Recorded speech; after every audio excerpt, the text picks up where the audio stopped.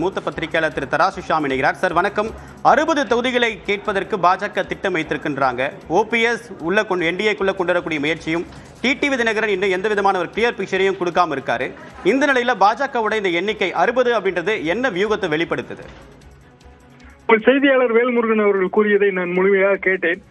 அப்படியான ஒரு பேச்சு இருப்பது உண்மைதான், 50 முதல் 60 தொகுதிகள் வரை என்று. ஆனால் அதிமுக அதற்கு சம்மதிக்காது. என்ன காரணம் என்றால், இங்கு திமுகவை பொறுத்தவரையில் திமுக தான் கூட்டணி. என்னதான் இந்தியா கூட்டணி என்று சொன்னாலும் மதசார்பற்ற முற்போக்கு முன்னணி இப்படி ஏதாவது ஒரு பெயரைத்தான் சொல்வார்கள்.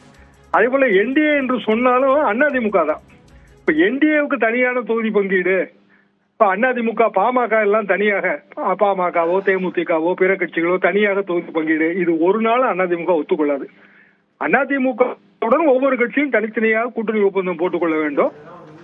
அதிமுக ஒரு தொகுதியை கொடுக்கும், அவர் விருப்பம் தெரிவிக்கலாம், 50 கூட சொல்லலாம், 100 கூட சொல்லலாம். ஆனா அதிமுக என்ன கொடுக்குமோ அதுதான் கொடுக்கும்.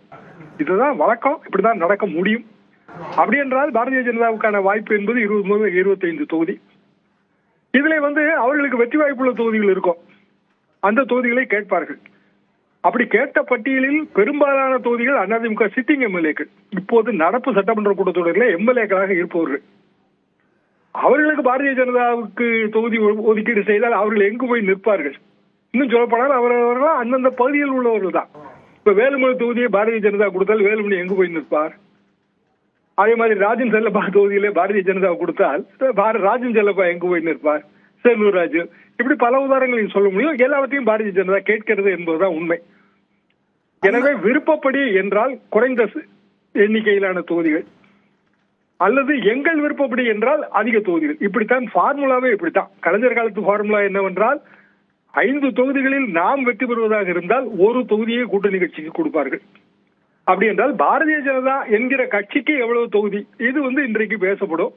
அதிகாரபூர்வமான முடிவு அறிவிக்கப்படாவிட்டாலும் ஓரளவுக்கு குத்து மதிப்பாக தெரிந்துவிடும். ஓபிஎஸ்க்கோ அல்லது டிடிவிக்கோ அங்கு இடம் இருப்பதாக எனக்கு தெரியவில்லை. இதுல ஒரு வியூகம், பொதுக்குழுவில் கூட்டணி சார்ந்த முடிவுகள் எல்லாம் இபிஎஸ் தான் எடுப்பார் அப்படின்னு அழுத்தமாக தீர்மானம் நிறைவேற்றப்பட்டது. ஆனா இவங்களுடைய ஸ்ட்ராட்டஜியில ஒரு கம்பார்ட்மெண்ட் சீட் ஷேரிங் அணுகுமுறையை பின்பற்றுறாங்க. உங்களுக்கும் அவங்களுக்கும் சம்மதம் இருக்காது, எங்களுக்கும் அவங்களுக்கும் சம்மதம் இருக்கும், நாங்க பார்த்து பேசிக்கிறோம் அப்படின்ற ஒரு ஸ்ட்ராட்டஜி எடுக்கிறது மூலமா அதிமுகவுடைய அந்த வலிமையை, அந்த தலைமை பண்பை குறைக்க திட்டமிடல் இருக்கு. அதுல கண்டிப்பாக இதே மாதிரி கூட்டணிக்குள் கூட்டணி நீங்கள் சொல்கிற இந்த கம்பார்ட்மெண்டல் சிஸ்டம் 2001 சட்டமன்ற தேர்தலிலே திமுக கூட்டணியில் ஏற்பட்டது. அப்போது ப. சிதம்பரம் அவர்கள் தனியாக ஒரு கட்சி வைத்திருந்தார், ஜனநாயக காங்கிரஸ் என்று அதற்கு பெயர். திமுக கூட்டணியில் பாரதிய ஜனதா இருந்தது. பாரதிய ஜனதாவோடு எந்த கூட்டணியிலும் நேரடியாக இடம் பெறுவது ப. சிதம்பரம் அவர்களுக்கு பிடிக்கவில்லை. எனவே அவர் எங்கள் கூட்டணி திமுகவோடு தான், திமுக பாரதிய ஜனதாவோட கூட்டணி வைத்திருக்கிறது. இப்போது நாம் பேசுகிற இதே விஷயம் தான் 2001, கிட்டத்தட்ட கால் நூற்றாண்டுக்கு முன்னால். அட்டர் ஃபெயிலியர், அது சரியாகவே வராது. காரணம் என்னவென்றால், கூட்டணி என்பது கொள்கை அடிப்படையிலானது இல்ல, தொகுதி பங்கீடு தான். ஆனால் ஏதாவது ஒரு வகையில கூட்டணி மேடைகளை பிற தலைவர்கள் ஷேர் செய்ய வேண்டும், தொண்டர்கள் ஒருங்கிணைந்து பணியாற்ற வேண்டும். இப்படி பல விஷயங்கள் அதுல இருக்கின்றன, நுட்பமான விஷயங்கள். ஓட் டிரான்ஸ்பர், முக்கியமானது ஓட் டிரான்ஸ்பர். அப்படி என்றால் ஓபிஎஸும் டிடிவியும் வந்தால் அதிமுக தொண்டர்கள் அவர்களுக்கு பணியாற்றுவார்களா என்பதே சந்தேகம் தானே. எப்படி ஓட் டிரான்ஸ்பர் வரும்? ஜெயலலிதா எம்ஜிஆர் காலத்தாவது ஓட் டிரான்ஸ்பர் கொஞ்சம் சாத்தியம், எடப்பாடி பழனிசாமி அவர்கள் காலத்துல அப்படி இல்லை. எனவே மோரோவர் ஏற்கனவே பொதுக்குழு செயற்குழு கூடித்தானே இவங்க 2 பேருமே நீக்கி இருக்கு. அதுக்கு பிறகு நடந்த பொதுக்குழு செயற்குழுல தான் கூட்டணி கட்சிகள். அது கட்சிகள்லாம் யாருக்குன்னா பாமகவுக்கு, இல்லைன்னா புதிய தமிழகத்துக்கு, அவங்களுக்கு தான், மற்ற கட்சிகளுக்கு எல்லாம் கிடையாது. ஓபிஎஸ் பொறுத்தவரைக்கும் கட்சியே கிடையாது. அவர் கழகம்னு பேர் மாத்திருக்காரு, அவ்வளவுதான். பதிவு எங்க பண்ணியிருக்காரு, அவருக்கு ஆசை இருக்கு, ஆனா அதுக்கு வாய்ப்பு இல்லை. அது போக மீண்டும் ஒரு முறை இந்த கட்சிக்குள்ள ஒரு தலைமை யுத்தம் தொடங்குவதை எப்படி எடப்பாடி பழனிசாமி விரும்புவார்? அதிமுகவை பொறுத்தவர்கள் அவர்கள் நீக்கப்பட்டவர்கள், அவ்வளவுதான். பிரிந்து சென்றவர்கள் வேண்டுமானால் இணையலாம், நீக்கப்பட்டவர்களுக்கு எப்படி அந்த வாய்ப்பு கிடைக்கும் என்றெல்லாம் பேசிவிட்டார்கள்.